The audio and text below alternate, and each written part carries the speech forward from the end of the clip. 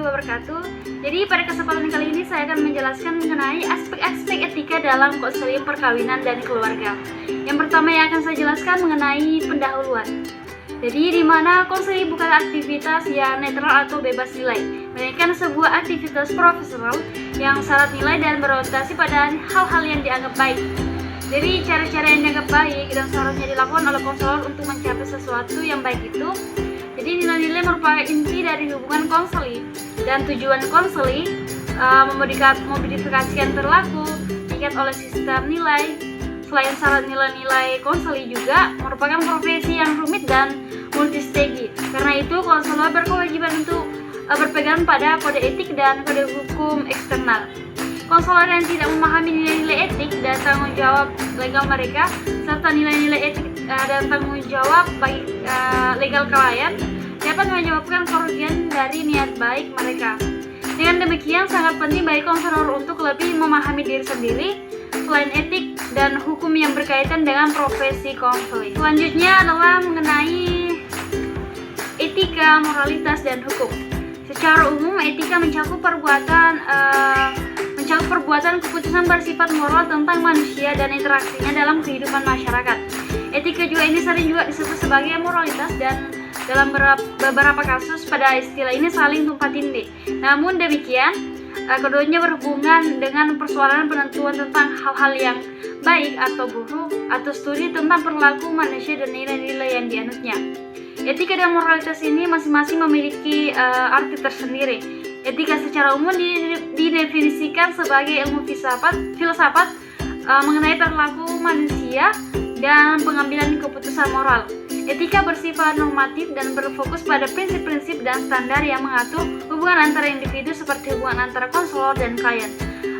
Sedangkan moralitas ini meliputi penilaian atas suatu perbuatan. Hal ini berhubungan dengan kata-kata seperti baik, buruk, benar, salah, dan seharusnya. Sedangkan hukum merupakan penyusunan yang akurat dari standar pemerintahan yang dibuat untuk menjamin keadilan legal dan moral seseorang. Hukum juga merupakan peraturan keputusan pengadilan dan tradisi. Hukum di sini tidak mengizinkan mendikte etika tentang apa yang pantas untuk situasi tertentu, tetapi apa yang legal dalam situasi tersebut. Kadang-kadang apa yang legal pada kurang waktu tertentu ini dianggap tidak etis atau tidak bermoral atau beberapa segmen masyarakat. Selanjutnya akan saya jelaskan mengenai etika dalam konseling perkawinan dan keluarga. Konseling perkawinan dan keluarga sering mengalami situasi konflik dan krisis etik.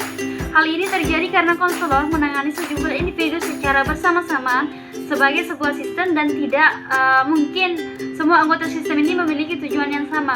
Untuk mengatasi permasalahan-permasalahan seperti itu, Thomas pada tahun 1994 ini mengembangkan kerangka kerja yang dinamis berorientasi proses untuk digunakan konselor ketika menangani sebuah keluarga. Model ini mengkaji 6 nilai yang mempengaruhi konselor, konseli, dan proses konseling, yaitu tanggung jawab, integritas, komitmen, kebebasan memilih, kekuasaan, dan hak untuk berduka. Banyak pertimbangan moral yang berkaitan dengan kode etik profesi yang perlu diperhatikan dan dipahami dengan baik oleh konselor yang akan melaksanakan konseling perkawinan dan keluarga. Pertimbangan moral itu diperlukan karena terjadinya perubahan fokus konseling dari konseling yang berfokus pada individu menjadi konseling yang berfokus pada sistem keluarga. Salah satu hal yang mesti dipertimbangkan konselor adalah kepada siapa, untuk siapa, tanggung jawab dan legalitas pokok konseling itu. Hal ini penting dipertimbangkan karena perubahan yang sangat menentu bagi seluruh anggota keluarga termasuk pasangan suami istri belum tentu berguna bagi masing-masing pasangan suami istri dan anggota keluarganya. Posisi konselor dalam konseling perkawinan dari keluarga memiliki pengaruh yang luas dan mendalam, tidak hanya berpengaruh pada hubungan awal konseling dan penelusuran masalah, tetapi juga berpengaruh pada perumusan tujuan dan perencanaan treatment dalam proses konseling perkawinan dan keluarga. Selanjutnya yang akan saya bahas mengenai konflik-konflik etika. Marie Son tahun 1982 mengemukakan 4 jenis konflik etika dalam proses pembuatan keputusan konselor dalam konseling perkawinan dan keluarga. Yang pertama adalah siapa yang terlebih dahulu dilayani. Konselor harus menentukan siapa yang akan terlebih dahulu dilayani. Jika konselor telah menetapkan untuk menangani secara individual, maka ia harus memutuskan dalam hal apa haruskah pasangan suami istri dan anggota keluarga dilibatkan dalam treatment, dan apakah konselor menangani suatu kelompok keluarga, haruskah individu tertentu atau kombinasi dari keluarga dilibatkan secara terpisah, bagaimana penerapan asas kerahasiaan dalam keadaan yang demikian itu. Yang kedua adalah bagaimana penanganan kerahasiaan. Haruskah rahasia-rahasia keluarga, misalnya masalah seksual, dibocorkan sebelum atau sudah pertemuan suami istri yang terpisah? Bagaimana menangani masalah perselingkuhan? Bagaimana dengan rahasia keluarga, perbuatan seorang antara ayah dan anak gadisnya? Dalam hal ini, konselor memiliki tanggung jawab untuk melaporkan perilaku seperti itu kepada pihak polisi atau pihak lain yang menangani perlindungan dan kesejahteraan anak. Meskipun pelapor tidak bersifat perintah, konselor harus melakukan penilaian klinis untuk memastikan keselamatan dan kesejahteraan anggota keluarga. Selanjutnya, yang ketiga adalah apa titik utama perkembangan etika? Perkembangan etika ini menitik beratkan pada penguraian kasus secara cermat dan hati-hati, sehingga menjadi alat diagnosis terhadap individu selama proses pemberian bantuan, terutama pada hal-hal yang akan berpengaruh pada kasus kasih pengadilan kan. Sebagai contoh kasus perselingkuhan tentang anak. Yang keempat adalah bagaimana keberadaan konselor, kekuasaan atau mengurangi konflik. Seperti yang telah dikemukakan sebelumnya, bahwa konseling perkawinan dan keluarga ini menentukan harapan-harapan yang biasanya berkaitan dengan jenis kelamin atau gender. Harapan-harapan tersebut harus ditangani oleh konselor dengan tindakan asertif yang dimaksudkan untuk mengubah sikap sosial dan untuk memastikan minat atau kepentingan para pasangan suami istri dan anggota keluarga itu. Jadi meskipun persoalan etika tidak dibahas secara khusus dalam program latihan konselor perkawinan dan keluarga, tetapi akan jauh lebih baik apabila konselor tetap memperhatikan bahwa persoalan etika menjadi bagian yang sangat penting dan tidak terpisahkan dengan program konseling perkawinan dan keluarga. Demikian juga pada program pendidikan lanjut dalam spesialisasi konseling perkawinan dan keluarga. Sehubungan dengan hal ini, berbagai organisasi profesi telah memukakan garis-garis besar etika untuk para praktis konseling perkawinan dan keluarga. Garis-garis besar itu hanya menetapkan standar minimal, tidak mencakup semua persoalan aktual yang dihadapi oleh konselor. Selanjutnya yang akan saya jelaskan mengenai kode etik profesional. Kode etik para pekerja profesional memiliki bermacam-macam fungsi, yaitu sebagai kode pengarahan perilaku, kode pengarahan hubungan konselor dengan klien. Yang pertama yang akan kita bahas mengenai kode pengarahan perilaku. Yang pertama adalah konselor memberikan layanan secara profesional kepada semua orang tanpa memandang suku, agama, jenis kelamin, perbedaan politik, status sosial, ekonomi, atau gaya hidup. Konselor diharapkan dapat mencurahkan porsi waktu kerjanya walaupun hanya sedikit ataupun tidak. Konseling perkawinan ini dan keluarga memiliki bayaran. Jika konselor tidak bisa memberikan layanan karena alasan tertentu, maka konselor seharusnya melakukan referral yang sesuai. Yang kedua adalah konselor tidak boleh memanfaatkan hubungan konseling mereka untuk kepentingan pribadi, agama, politik, dan bisnis. Yang ketiga adalah konselor tidak diperkenankan membayar atau menerima bayaran dalam referral dan harus secara aktif memantau semua informasi penting dari sumber referensi dan lain-lain sebagainya. Yang kedua mengenai hubungan antara konselor dan klien. Ada beberapa kode pengarahan hubungan konseling dengan klien dalam konseling perkawinan dan keluarga. Yang pertama adalah konselor harus berhati-hati memberikan dukungan yang wajar dan penghargaan dalam tahap prognosis, dan konselor tidak boleh melebih-lebihkan kemajuan layanannya. Yang kedua adalah konselor harus mementingkan pemahaman yang jelas tentang keuangan bersama klien. Pembayarannya hendaknya diatur di awal hubungan terapeutik dan lain sebagainya. Selanjutnya yang akan kita bahas mengenai pengambilan keputusan etik. Pengambilan keputusan etik dalam konseling perkawinan dan keluarga dapat ditingkatkan dalam berbagai cara. Satu syarat terbaik adalah mengikuti kursus dan melanjutkan pendidikan yang sekarang disyaratkan dalam banyak program konseling lanjutan. Dan untuk memperbarui lisensi konselor profesional, beberapa program konseling lanjutan dapat membuat perubahan sikap yang signifikan pada peserta didik atau mahasiswa dan praktik profesional, termasuk peningkatan pengetahuan etik, mengenai kesadaran diri, hubungan ganda, abnormalitas, dan perbedaan budaya. Mengingat perubahan sikap etik berhubungan dengan perubahan perilaku etik, kursus etik dalam berbagai tingkat sangat bernilai. Selanjutnya mengenai hubungan ganda. Hubungan ganda dalam konseling perkawinan dan keluarga terjadi apabila konselor terlibat dalam hubungan yang sama sekali berbeda dengan hubungan antara konselor dan klien.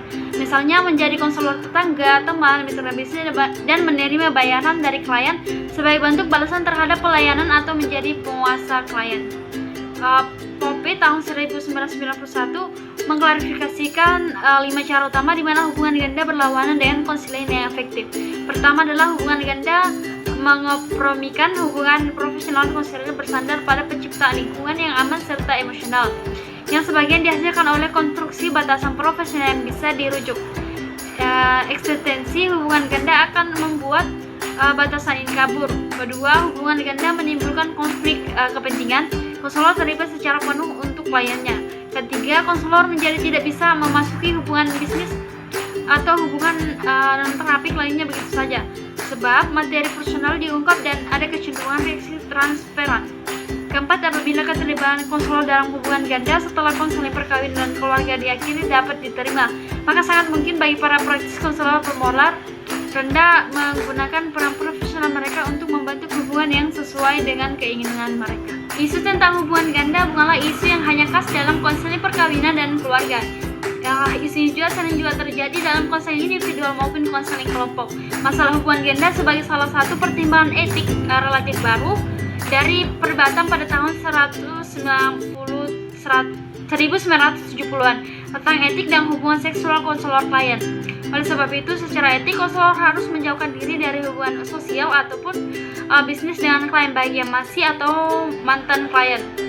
Menerima hadiah dari mereka ataupun mengadakan hubungan konseling dengan teman dekat, anggota keluarga, siswa, pasangan, atau pegawai didasari bahwa prinsip yang mendasari etik tentang hubungan multiple kelihatan jelas, namun pengimplementasiannya terkadang sulit. Oleh karena itu, hubungan ganda tidak dapat dihindari. Seperti juga halnya konselor yang terlibat penyalahgunaan obat adalah pengguna yang sedang dalam penyembuhan. Untuk individu tersebut, kode etik yang ada tidak secara spesifik membahas keadaan unik yang terkadang mereka temui. Pada kasus ini, beberapa permasalahan yang sulit dan membutuhkan pertimbangan masak, diantaranya adalah permasalahan yang melibatkan kepercayaan dan kerahasiaan, menghadiri kelompok pertolongan diri dengan klien, hubungan sosial antara anggota kelompok atau kelompok pertolongan diri, pegawai dan sponsor program pertolongan diri. Selanjutnya yang akan kita jelaskan mengenai bekerjasama dengan konselor yang tidak etis. Terlihat tahun 1996 menyarankan beberapa langkah untuk digunakan dalam bekerja melewati dilema etik, terutama yang berkaitan dengan hal-hal yang merugikan profesionalitas. Yang pertama adalah konselor mengidentifikasikan masalah seobjektif mungkin. Proses tersebut paling tidak dilakukan dalam bentuk tertulis.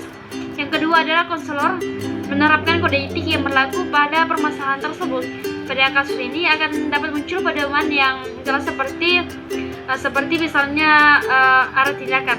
Yang ketiga adalah konselor harus mempertimbangkan prinsip-prinsip moral dari profesi pemberian bantuan seperti perbuatan baik, keadilan, dan autonomi. Yang keempat dan yang terakhir adalah konsultasi dengan rekan kerja juga merupakan opsi lain. Jika tindakan diperlukan, maka rekan kerja yang dipermasalahkan pertama-tama turut didekati secara informal. Selanjutnya mengenai hak-hak klien dan rekaman. Ada dua bentuk hak klien, yang tersirat dan yang tersurat. Kedua hak tersebut berhubungan dengan proses konseling. Hak klien yang tersirat berhubungan dengan substansi keadilan perlakuan. Hak eksplisit berfokus pada proses keadilan perlakuan yang terkait dengan langkah-langkah yang diperlukan untuk memulai atau memutuskan sebuah tindakan ketika aturan yang jelas dilanggar. proses keadilan perlakuan dilanggar ketika aturan yang jelas dilanggar dan klien merasa tidak mendapat informasi tentang cara memperbaiki perilakunya. Seorang klien berhak untuk mengetahui bentuk perlindungan apa yang dia miliki ketika salah satu dari dua hak utama tersebut dilanggar. Rekaman semua klien dilindungi secara legal kecuali dalam keadaan tertentu. Pada sebagian besar kasus, konselor secara legal diharuskan melindungi semua kliennya tanpa terkecuali dengan cara menyimpan rekaman tersebut secara baik-baik, terpisah dari rekaman data lain, dan tidak memberikan informasi tentang klien tanpa surat izin. Selanjutnya, materi yang saya jelaskan yang terakhir mengenai cara meminimalisir resiko. Dalam menentukan apakah konselor perkawinan dan keluarga harus terus melanjutkan hubungan ganda atau tidak, sangatlah penting untuk mempertimbangkan apakah keuntungan potensial hubungan semacam ini melebihi potensi kerugiannya. Jadi sudah merupakan tanggung jawab konselor untuk mengembangkan perlindungan yang bertujuan untuk mengurangi potensi konsekuensi negatif. Jadi KOR tahun 2005 ini mengindikasikan petunjuk-petunjuk berikut. Yang pertama adalah menetapkan batasan yang sehat di awal hubungan terapeutik. Persetujuan yang terbuka sangat penting dari awal dan di sepanjang proses konseling. Jadi melibatkan klien dalam diskusi yang berjalan dan dalam proses pengambilan keputusan, dan mencatat dialog atau diskusi yang terjadi dalam proses konseling. Melakukan konsultasi dengan sesama profesional sebagai satu cara mempertahankan objektivitas dan mengidentifikasikan kesulitan yang tak terantisipasi. Menyadari bahwa konselor tidak harus membuat keputusan sendiri. Yang kedua, apabila hubungan konselor berpotensi membuat masalah atau apabila risiko dan kerugiannya tinggi, yang lebih bijaksana apabila konselor bekerja dengan bantuan pengawas. Konselor mencatat sifat-sifat pengawas dan segala tindakan yang diambil dalam buku agenda konselor. Di sepanjang proses, pengawal diri sangatlah penting. Konselor bertanya kepada diri sendiri tentang kebutuhannya, siapa yang dicari, dan belajar motivasi konselor untuk mempertimbangkan terlibat dalam hubungan ganda. Yang ketiga adalah dalam bekerja, hubungan ganda sangat baik apabila memulainya dengan memastikan apakah hubungan semacam itu dapat dihindari. Terkadang hubungan ganda memang tidak bisa dihindari, dan untuk terlibat di dalamnya konselor harus berhati-hati dan mempertaruhkan harga dirinya, klien, dan profesinya. Yang keempat adalah salah satu cara mengatasi kemungkinan resiko pekerjaan sebagai konselor adalah dengan mengadopsi kebijakan dan menghindari total hubungan ganda. Alternatif lainnya adalah dengan mengatasi dilema dalam setiap perkembangan profesi konseling, memanfaatkan prosedur yang telah diinformasikan terlebih dahulu, dan pada saat yang bersamaan mencari tempat berkonsultasi dan pengawasan untuk mengatasi masalah tersebut.